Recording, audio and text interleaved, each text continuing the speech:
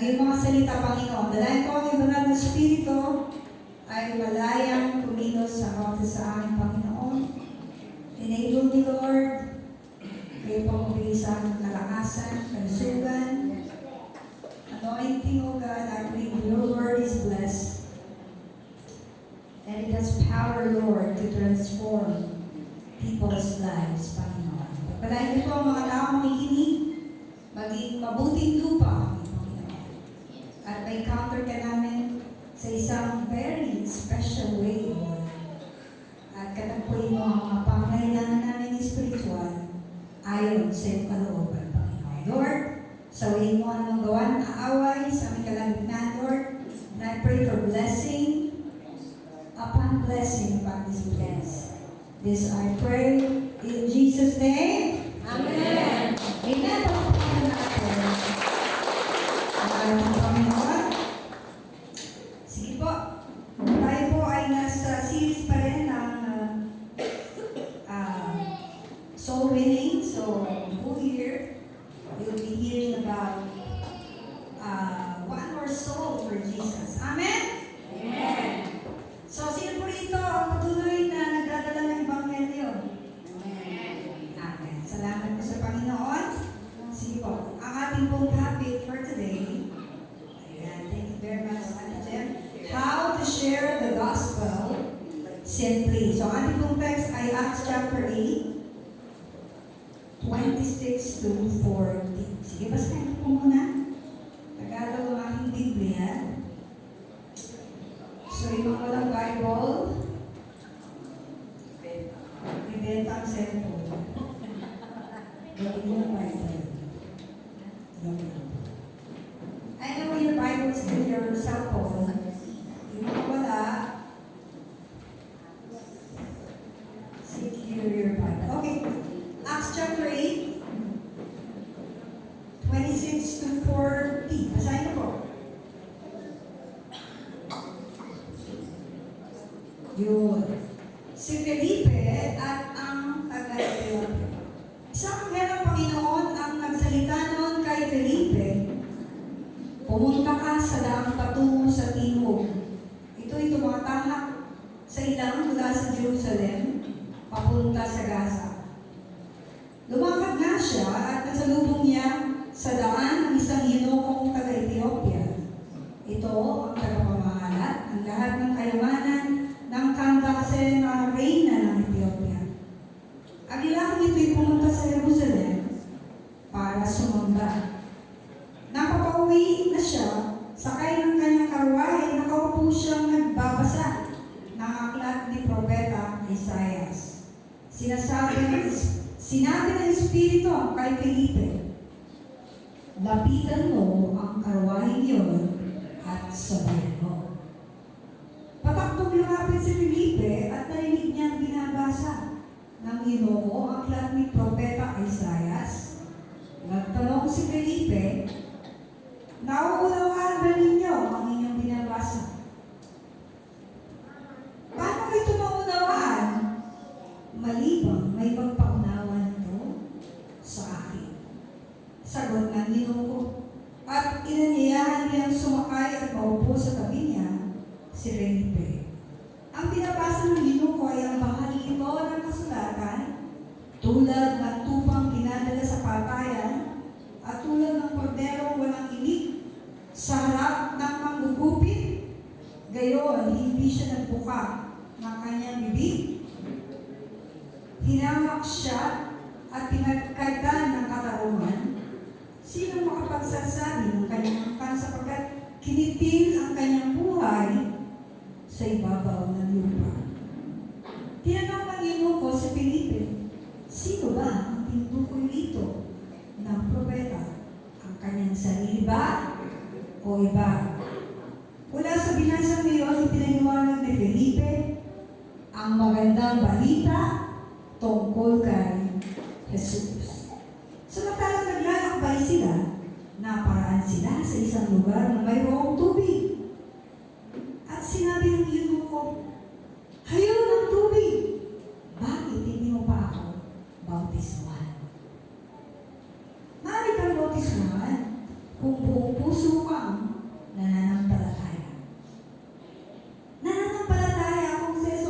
Kristo, ang anak ng Diyos. Tugon ng eunuko. Kaya pinahinto niya ang sasakyan, bumaba ang eunuko at si Felipe, lumusog sila sa tubig, at siya ay binautismuhan. Nang makaabot sila sa tubig, bigla na lamang kinuha si Felipe ng Espiritu ng Panginoon at hindi na siya makita ng eunuko. Gayunman, galak na galak siya nagpatuloy sa kanyang paglalakbay. Si Felipe na may nasumpungan sa Azoto, sa lahat ng bayan doon, ay ipinangaral niya ang magandang balita tungkol kay Jesus hanggang sa malating niya ang Cesarea. Purihin po ang Panginoon sa kanyang mga salita. Napakinggan niyo po at nabasa niyo po sa inyong Bible. Amen? Amen. So how to share the gospel? Simply. Paano daw natin ibabahagi ang ebanghelyo ng simple lang? Alam niyo, for my intro, minsan iniisip natin na kailangan tayo maging pastor, umataas ang ating pinag-aralan sa theology, para magbahagi ng salita ng Diyos. Sino rito nag-iisip na gano'n? Hindi naman ako pastor, hindi ako marunong. Sila na lang yan. Alam niyo ba, pwede natin gawing simple ang pagbabahagi ng salita ng ating Panginoon. Basta, malinaw lang sa ating puso at sa ating kaisipan ang dapat natin gagawin. Bakit natin gagawin? Why do you have to do that? Pabalikan natin yung preaching ni Pastora. Yung pa. Ano yun? The heartbeat of heaven. If you have the compassion, ano ba yun? Meron kang paghayo, sabihin you are available, tumayo. Okay? So, sabi dyan, yan. Pwede lang simple lang. Yan. Sige. Simpleng pamamaraan. Ang simpleng pag-ibabahagi ng ebanghelyo ay kayang-kaya mo natin gawin. Sabi niyo nga po, kayang-kaya mo gawin. Sabi dyan, kahit sino basta may puso ka ng Panginoon at gabay ng Banal na Espiritu. Amen. Amen. So, paano natin? Sige ate dyan, paano ba natin ibabahagi ang ebanghelyo?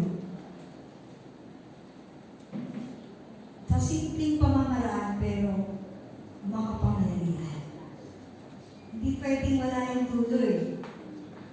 Kasi our power is not from us. Amen. Ang ating pong kapangyarihan ay hindi nanggagaling sa atin. Pagkamat you are cooperative with God. Sino dito ang cooperative sa Panginoon? Amen.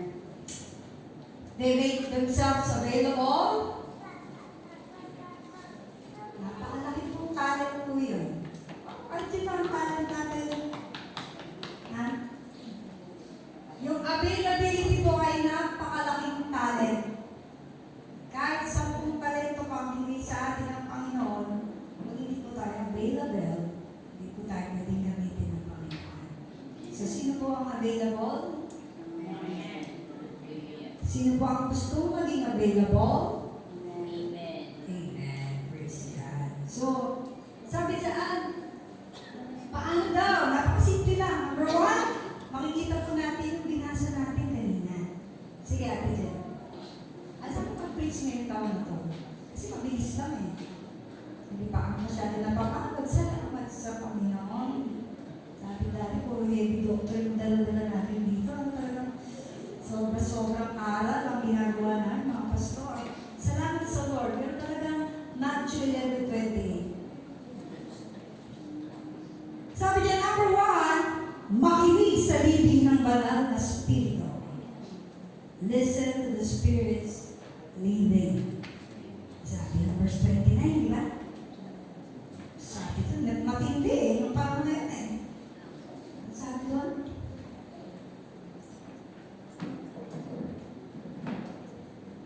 isang anghel ng Panginoon ang nagsalita kay Felipe.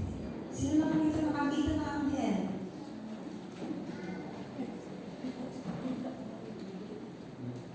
Oo, nakikita. Nakakita mo ba tayo ng angel? Tinanin ka tayo, baka isa po yan. O parang angel. It's very, people with 6 years of faith. Isang anghel ang nagsalita ng Diyos. Gusto niyo po ba magpakita pa ang isang anghel sa atin? Para po tayo mag-ibanghelyo? Ayaw pa sa amin, kami na nga to in person. Nagsasabi sa akin, come on, let's go and evangelize. Kami angel ni Pastor, joke lang. Ang tindi, no? Sino tatagi? Kung nagpakita yung isang angel. Pumunta ka sa daang patungo sa timog. Sabi ang mga sa akin. Gandang huli, sinabi ng Espiritu kay Felipe, it is the Spirit of God. Lapitan mo ang kamay mo at sabayin mo. So you can imagine, isang karwahe, si Philip, sabi ng Spirit sa kanya, nag-iiga, sabayan mo, so dito pa, tumatakbo ngayon siya. Sabi, hindi naman ganun ka, hindi naman yung grabe. Medyo mabagal po. Buti na lang po, hindi po tayo pinagano ni Lord, habulin mo yung grab na yun, sabayan mo. Diba? So, God deals in times and situation that is real and possible. Okay? So, makita natin doon, sabi, the Spirit told Philip, go to the chariot and stay. Sabayan mo siya. So, for Philip's background, si Felipe po ay hindi po siya yung Felipe na isa sa mga lagad. So, research ko siya. Hindi po siya yan.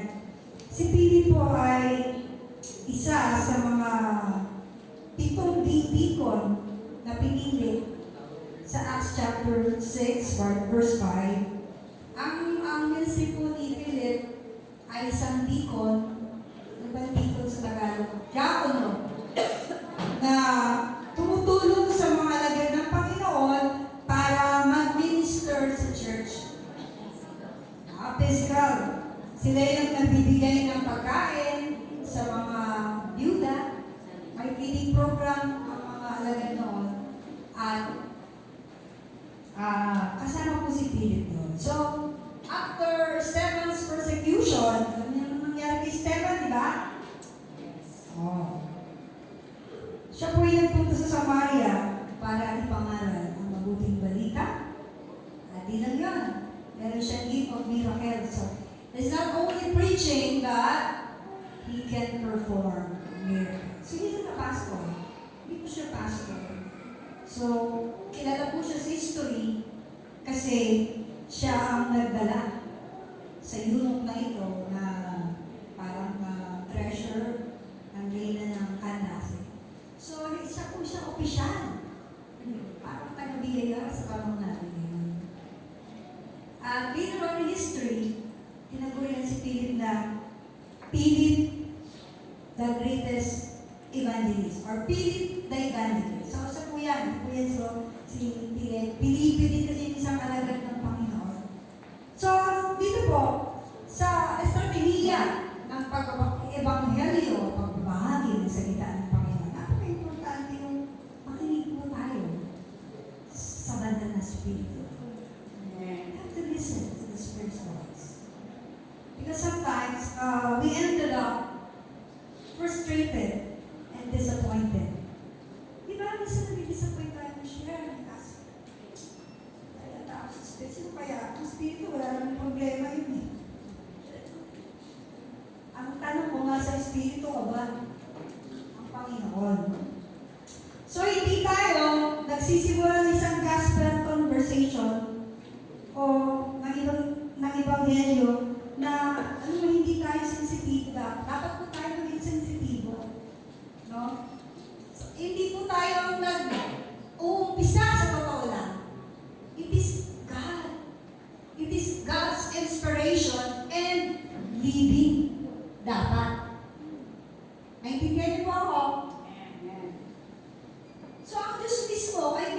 inisyatibo para i-lead tayo kung sino po ang nais ng Panginoon.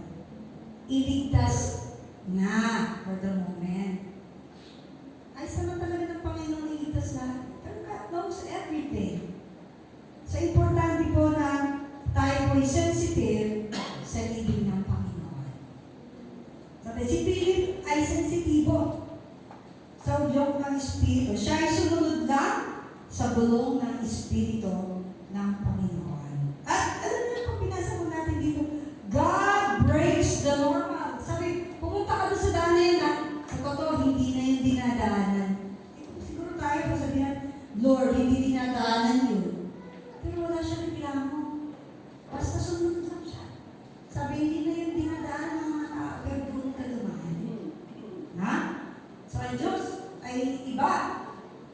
Hindi po siya katulad natin yung isip. Minsan tayo, isip natin dito, sa Panginoon. Huwag ka dyan dumaan dito. Hallelujah. Ano pa po? Sumunod si Philip, makikita po natin yan sa Bible. At dapat po talaga tayong marunong makinig at sumunod sa nilidikta ng Panginoon. Alam nga, patasting mo yun. Nung mga nakaraan, kasi po, ang trabaho ko sa school, because we are in a Christian school, normal lang sa akin ang evangelism. May Bible subject kami. Ako, personal, ako talaga nilagay nila na CE, teacher. So, every week, ako gumagawa ng curriculum. Pero kami ng mga bata. Normal lang yan. Babalik ako ng Sabado sa school just to evangelize the parents. So, the school offer our tuition at a very low payment para maka-attract kami ng enrollees. That's my life. For how many years? For 25 years, I did that. So, nakapag-testify na iba. Ibig sabihin, normal lang sa akin yun. Lalabas ako, pag may nakita ko magpe-pray kami. It's our normal life. May mga pagkakataon na pag nag-share ako, sabi ng isang nanay, after I share, Teacher, anong gagawin ko ngayon? Parang sa Bible, ganyan pa lang tama. Relax mami, huwag ka matakot. Siyempre, isip niya iiwanan, gano'n ang isip niya iiwanan niya nga kasi narinig niya yung class. So, lagi ko nami-miss mag-share after pandemic, nagsara yung school namin. So, yung lifestyle ko, mas narito ako. Gahanap ako ng mga kausap palagi. Kung sino, kanino ko dadalhin ang salita ng Panginoon. At dahil ganun ako, nami-miss ko mag-share na mag-share. Pero ako na-share doon, nagkaroon ng mental problem. Sabi ko, Lord, maintindihan kaya ako nito? Medyo to Alam, just share it kasi. Alam niyo, yung tao ngayon, medyo gumaling-galing ngayon, natinda-tinda, may church na pinupunta sa Bonanza. Magulat ako, parang pinagpapaktisan ko lang siya Kasi, nakuha ang spirit ko kung sino sa share ko nandun mate na yung anak ko naging scholar ng church. I don't know what's happening. God is doing something. 2 weeks ago, managinip ako, hindi ko sasabihin sa inyo, tanongin niya lang sa house yung panaginip ko.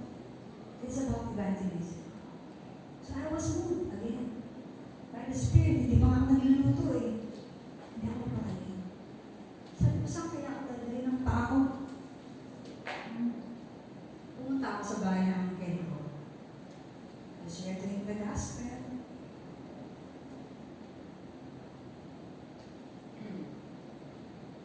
Ngayon, nandiyan po yung Ken ko.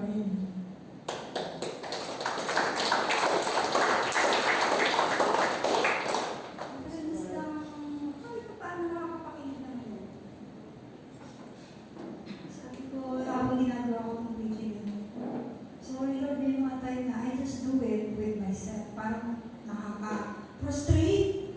Pag yung lahat ginawa mo tapos wala namang nangyayari, di ba? Kasi yung mga panahon na hindi ka naman masyadong feeling ko, I'm not capable on that day, on that day, on that day. Pero doon kumikilos ang Panginoon. Sunday, sabi niya, Ren, next Sunday na lang ako ate na si Marty, pag-living ako. Mas ito, itawid kami. Hindi ko pa siya follow up. Pero masalubong ko siya before Sunday, sabi niya, Ren, sama ako sa'yo Sunday, ha?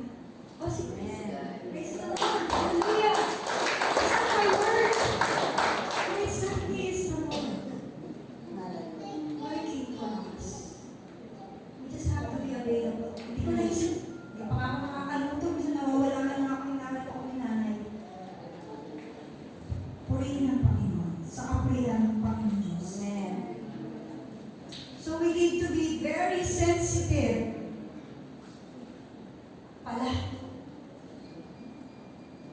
Kung sino po nangangailangan na at the moment. Amen? So bago tayo lumabas ng bahay, sabi ko sa Panginoon, Lord, ang dami ko na-share ng gospel. Mga Bible ko naubos naman sa bahay, kung kanina mo binadala eh. Binibigay eh. Sana naman, Lord, may madala naman ako sa church. Kasi yung mga nasa share ko, diyan ka na lang, malapit namin yung church, diyan. Isa ko mga magulang sa Mateo, dito ka na lang, church, dito sa school namin. Salamat sa pansin ko, Lord. Ayaw ko ng isa lang na kaluluwa. Dagdagan mo, Lord.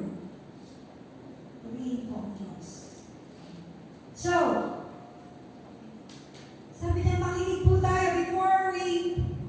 before our heart is ready and available to be used by God. Ask the Lord. Saan ko ba ako dadaling? Ito ba ang boss ko, Lord? Siya na ba sa araw nito? Ang dapat kong sharean? Kahit anong galing ng boss mo, kahit ang daming pera niyan, kailangan niya ang Panginoon. Amen. Itong yunong na ito, hindi po ito pipitsugin. Ito po yung nagtatrabaho. Saray na ng kalbase. Hindi po yan basta-basta. But God spoke to Philip, and Philip just obey. Nakabigyan siya. Mas madali pala pag gano'n, no? Si Lord na bahala. Ayan. Sige. Sabi nga nito, baka yung pinapashare na ni Lord sa'yo, yung kapitbahay mo na for 20 years. Baka classmate mo na ba yun? Sinasabihan ka na ni Lord, sige na siya. O baka teacher mo. Okay, Lord, teacher ko yan eh. Teacher ko yan, Lord. Yanti ako. After ko nun na high school, makakilala ako sa Panginoon. Nag-share ako sa Kanya. Sabi niya, papunta ka pa lang, pauwi na ako. So, hindi ko lang pinansin kasi pagbago ka sa Panginoon, pwede ka mag-evangelize, tama? Pero pag yung nilubot na tayo sa Panginoon, ang tagal na natin sa Panginoon, sobrang katandaan natin sa Panginoon, hindi na rin tayo makatayo sa ating kinauupuan. Hindi na rin tayo lumalabas ng bahay. Nagtuturo si Pastor ngayon sa mga cedar. Are you a Christian? Amen. Are you a disciple? Amen. Ito pa ngayon. Dapat pala hindi ka lang Christian. Ikaw ay disciple. Amen. Kasi sabi ni Lord, go and make disciple. Disciple, what is a disciple? A disciple is the one who will learn and obey God's command. Hallelujah. So, baka yung kapitbahay mo, nag-aantay na ng pilit sa buhay niya. Baka yung kamag-anak mo, kapatid, pamilya, nakainin mo yung missionary. Sa bahay mo pala, may missionary ka na. Pupunta ka sa mga pastora. Tanong ko, nanay mo ba Christian?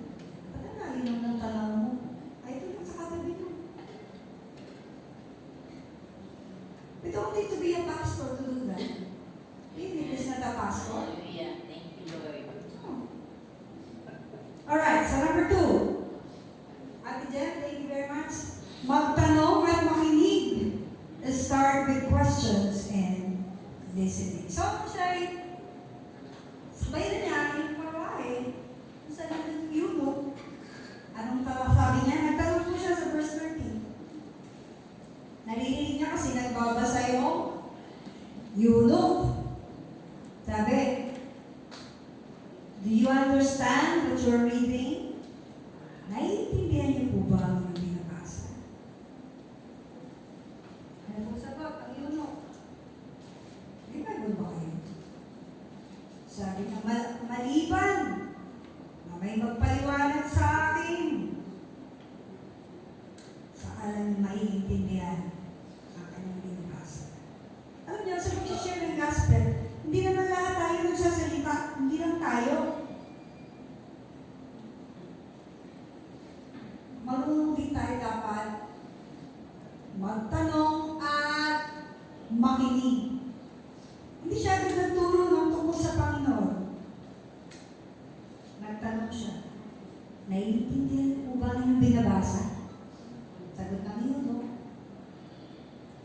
maliban may magpaliwanag sa akin. Parang walang resistance, ano? Parang planado lahat ng Panginoon. Parang, that's a perfect moment. Why? It is the leading of the Holy Spirit. Amen. Kasi, kung iba, sino ka ba ba't mo sinasabayan? Diba? Andito lang tayo sa MRT, sabay ka nagsabi sa akin. Ano ka? Nag-i-stop ka ba sa akin? Ganun din tayo, diba? But when you hear the Word of God, or the Spirit's leading, will you obey? Amen.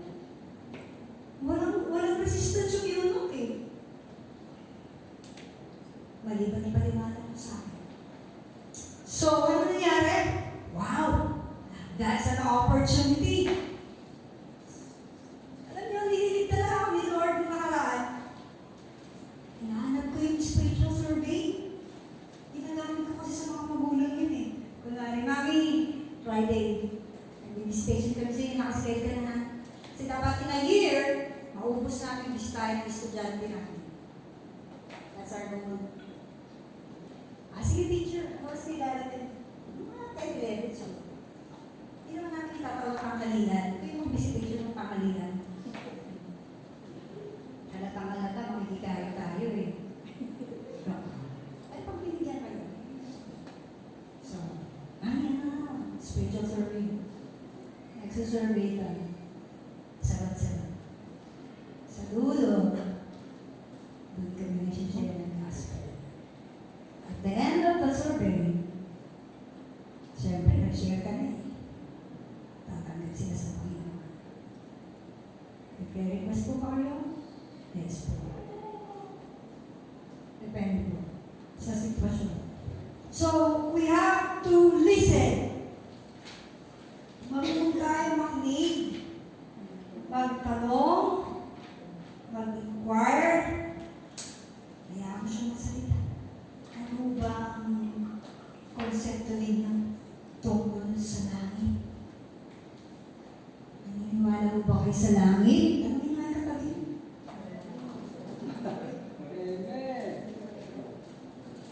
Ito, medyo matinding sunod na tanong. Kayo po'y naniniwala sa langit? Amen. Oo naman, may sasagot. Pag marami kang pera, langit yan.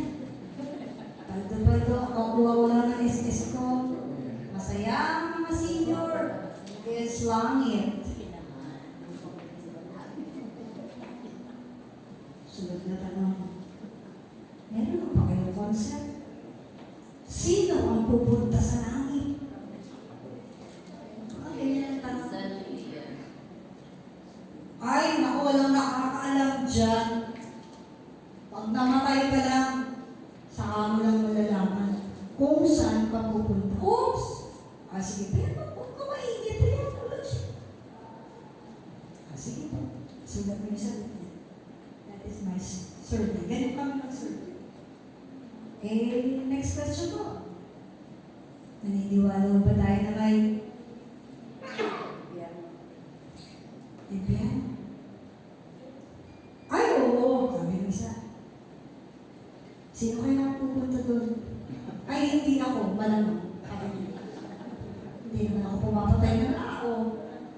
Hindi naman ako panadig. Sorry. Hindi naman ako konsul. Huwag na.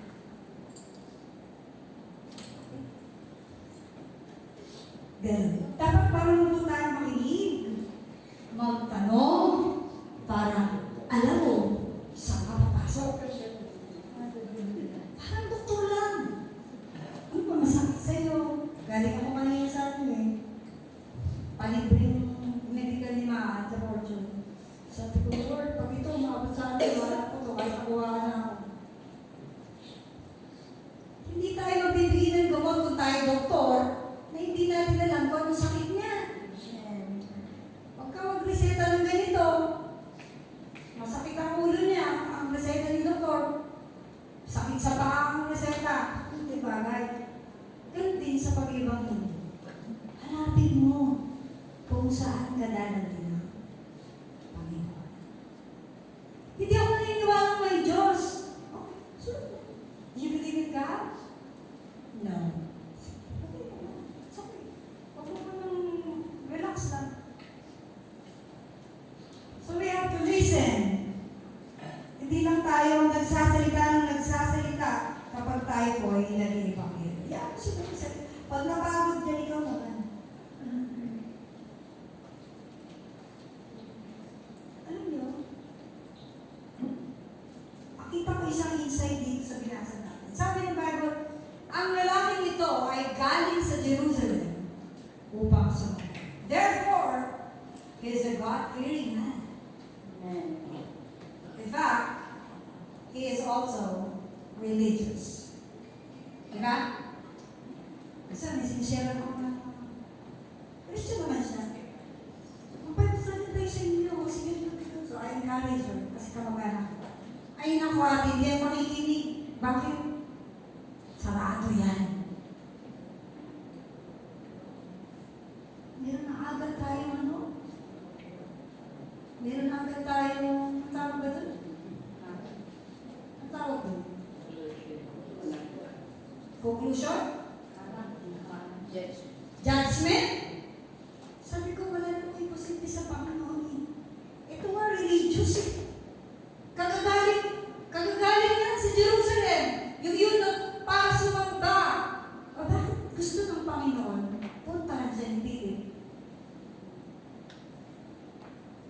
Maraming mga Kristiyano, hindi sila makapag-share kasi may gap na agad. Huwag ka magano dyan mga sarado yan, may kandado pa yan.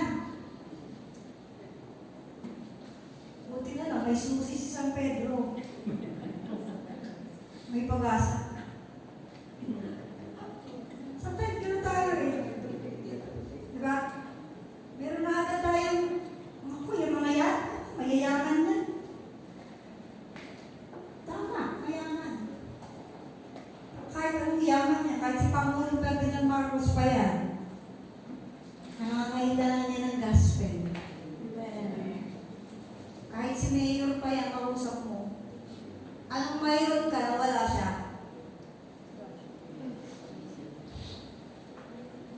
Sometimes, di ba? Minsan ganun tayo. So, kahit gano'n ka-religyoso ang isang tao, kailangan niya si Jesus, kailangan niya ang Ebanghelyo. Hallelujah. Purihin ang Panginoon. So, pagtanong pa, anong spiritual background mo po? Anong paniniwala mo po? Naiintindihan niyo ba? So, pag may nakita kayo nagbabasa ng Bible, alam niyo na kung tatanong niyo. Siguraduhin niyo lang, may dikta kayo. Tayo ng banal na spirito. Sa totoo lang, ang pag-share ng gospel, hindi na para i-debate sila eh. Hindi po. Although sometimes may pinatulan din ako sa Facebook. Yung kaya Alvin. Hindi ko matiis yung ginagawa nila eh. Kahit pa paano kapatid ko sa Panginoon. Tanda mo kahit anong paliwanag mo, walang nangyayari dito doon sa hindi ko lang ito. Tanda mo sa inis ko. Binabawi ko na yung sinabi ko. Sabi kasi ng Bible, huwag mong ibigay ang pera sa kaboy. Amen. Sorry Lord, hindi akong tawagan. Totoo yan. Kahit anong mo, pag wala ka talaga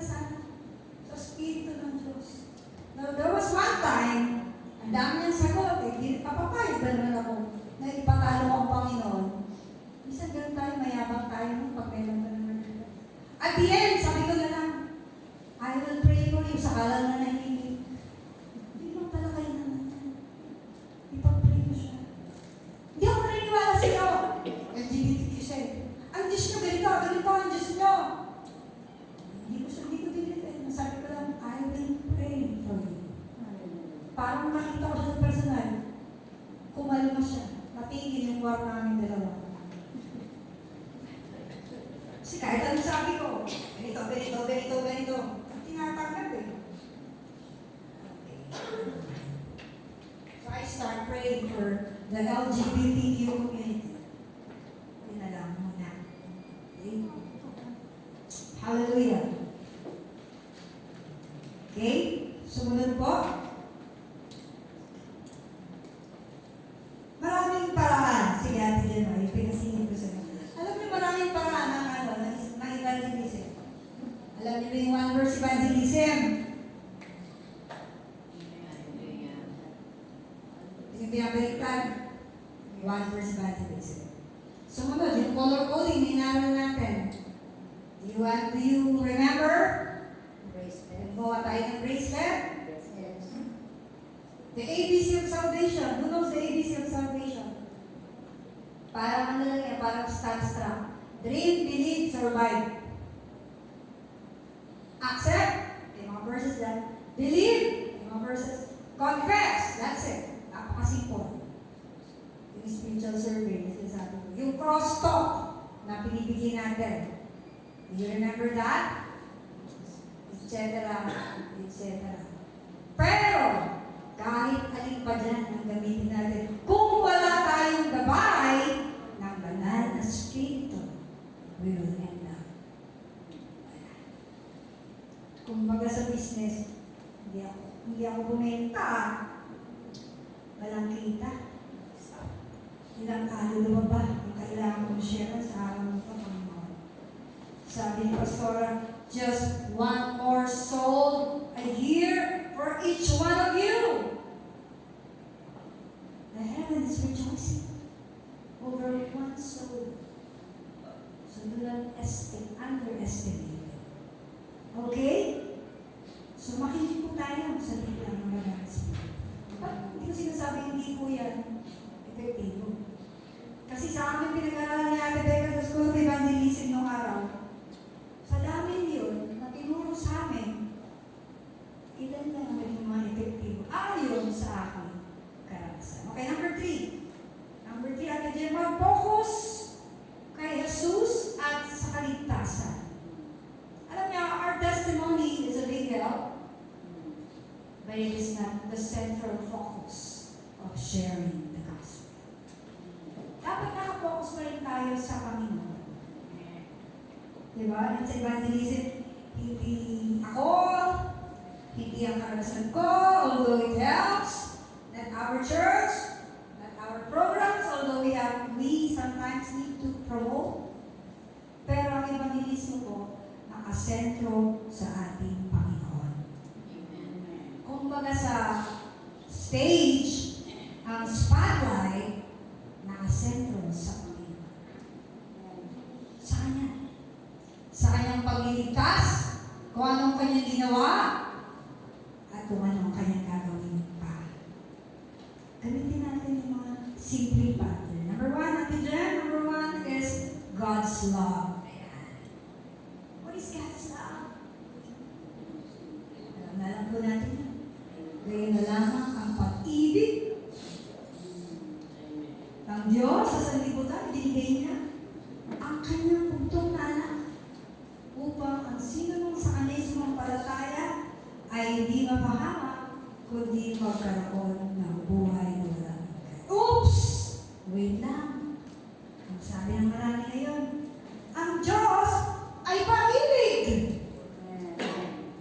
Ang kilala kong Diyos ay hindi nagpaparusa. Napakabait ng Diyos. Sabi ni Kuya Bundas, di ba? Nakalimutan kasi natin siya yung verse 17, 18, and 19. Pag pinasa ng John 3, nakasentro kasi sa 16. Tama po yun. Pero sabi ko ang Panginoon ay hindi na parito upang mapahamak ang tao,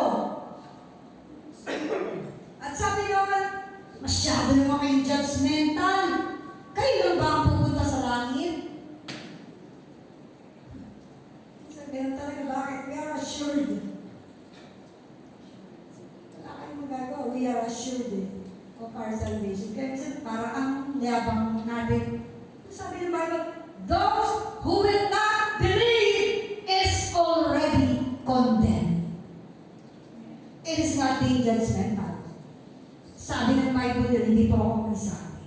Sometimes you have to warn the people. Pag hindi ka sumampalataya, talagang may pinutama ka. Our sin. Kasalanan lahat ng tao. Kahit anong galing mo, kahit anong dami ng binigyan mo ng abuloy, lahat ng simbahan, binibigyan mo. Ang sabi ng Bible, for all have sinned. Lahat po tayo. Dahil kung hindi kailangan natin ng Kristo. Sumunod, Jesus saves. In Romans 5, yung tayo mga makasalanan pa, namatay si Kristo para sa atin, sabi doon. Kaya sa pamamagitan ng kanyang dugo tayo ngayon ay napawalang sala at tiyak na maliligtas tayo sa poot ng Diyos. Yan, napakasimple lang. Focus on Christ. Nakapokus kay Kristo.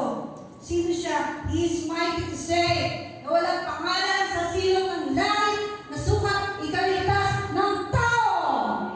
Kundi sa pangalan lamang Meso Kristo. Ano ang point? Even Mary rejoices over his God, his Savior.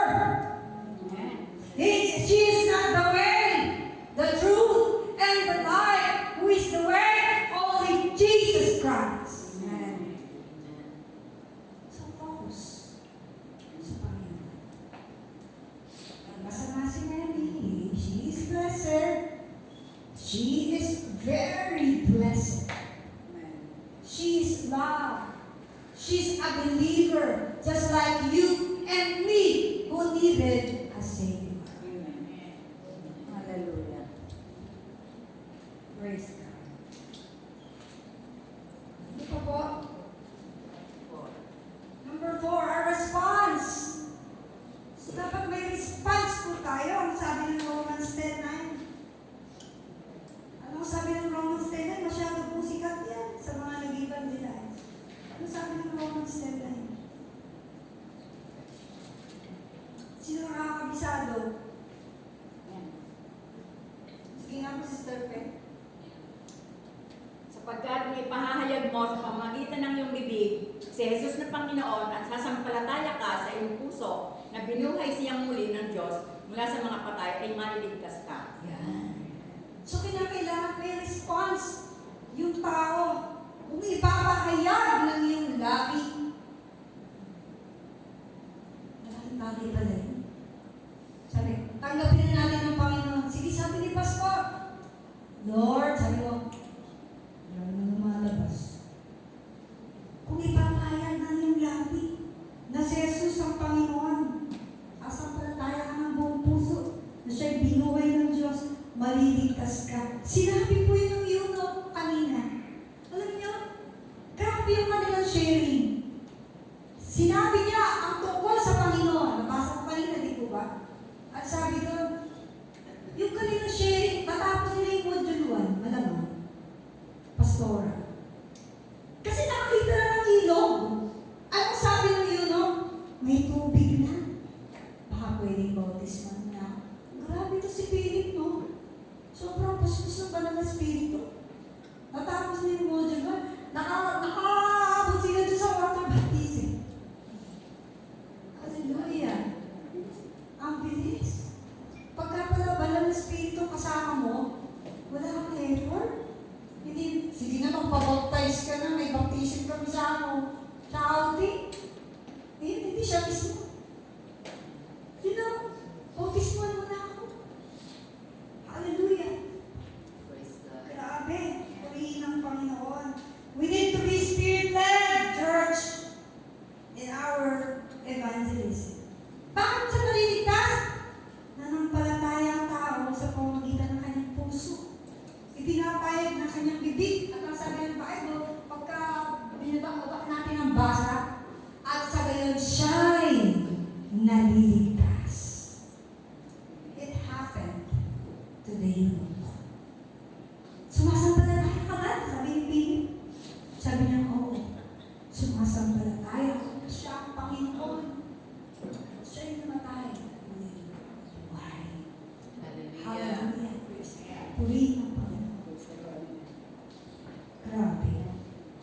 share mo, naghahanap na ng magpapabautis mo agad.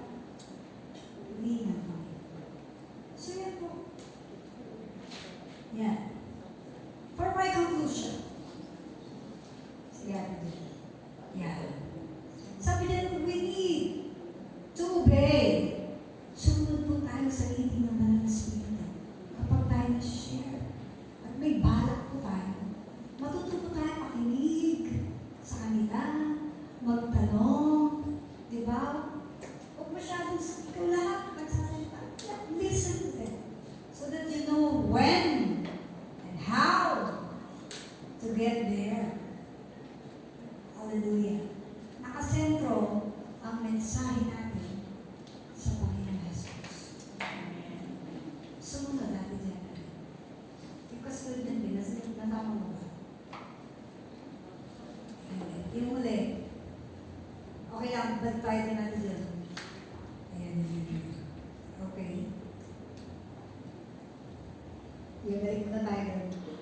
Doon kayo sa ako ng conclusion. Yung sumunod niyan, kung natagpuan na po kayo ng inyong pilit, sino rito? Natagpuan niya si pilit ng kanyang buhay. Siniyar sa kanyang gospel. Ano po, nasabi ko sa inyo ngayon, sumunod po tayo. Sapagkat may padala na po sila ng Panginoon para sa iyo. Hallelujah! Lahat po tayo nakasampung ng pilit sa ating buhay.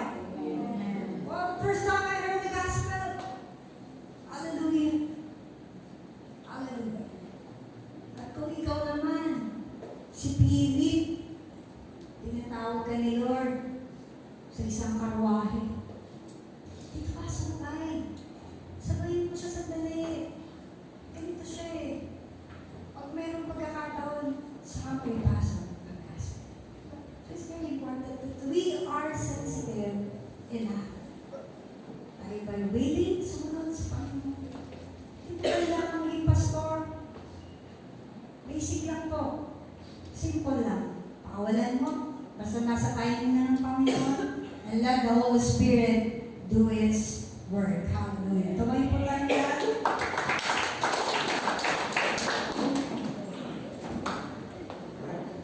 Hallelujah. Thank you, Jesus. Can we all again the music? Katay lang natin yung Holy Spirit. A chorus and then we will pray. Hallelujah. Church, as we sing the song, gusto po kayong, meron po tayong challenge, application. Darating po ang isang linggo na naman. Magkikita tayo. Next Sunday na naman.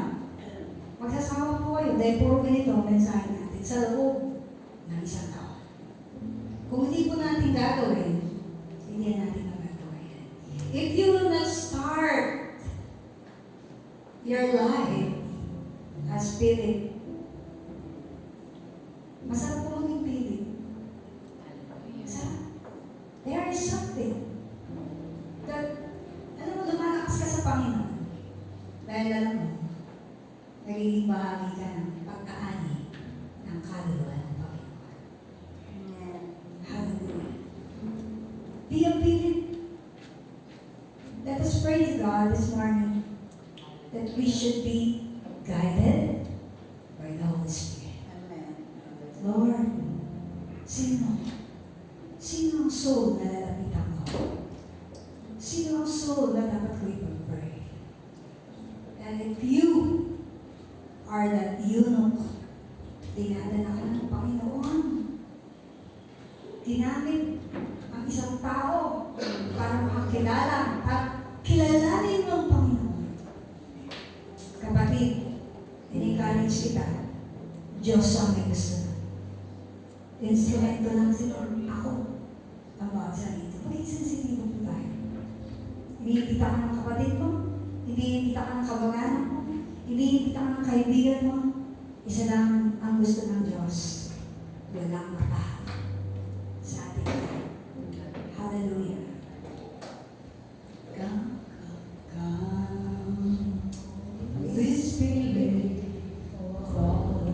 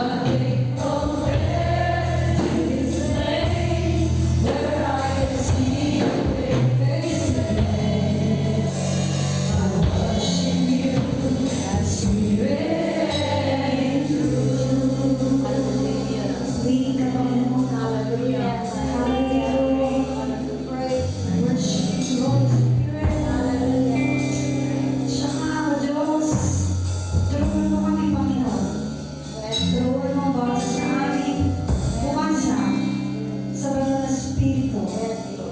Forgive us, Lord, our times, Lord. We do it by ourselves alone. Tuwan mo kami. Tuwan mo ang church na. That's my prayer this morning. At dinadala ko rin yung mga tao na dinadala namin sa iyo. Tulungan ko sila, Lord, na naintindihan nila na it is your call. Ito'y tawag mo, Panginoon.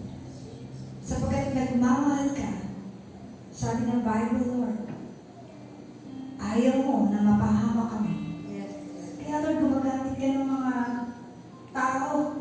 It is our love language, Lord. When we invite people to church, Lord, ipaunawa mo sa mga binabagi na namin. Wala ka ng ibang gusto, kundi madala sila sa iyong ariyan, Panginoon. Bless mo ang bawat sana ito. Bless mo, Lord, yung mga plano namin sharean. Tinataas namin sila sa iyo, Panginoon. Dahil mo kami dun sa mga tao na gusto mo. Gusto mo na napuntahan namin, Panginoon. Gusto mo na namin, kausapin na namin, Lord. We have prayed for them for so long. The church has prayed for them for so long, Lord. Make us sensitive and give us people who will listen to your word, Panginoon. Purihin ka. Alihin mo silang lahat. Gamitin mo kami, mighty Lord. This is my prayer in Jesus' name. Amen.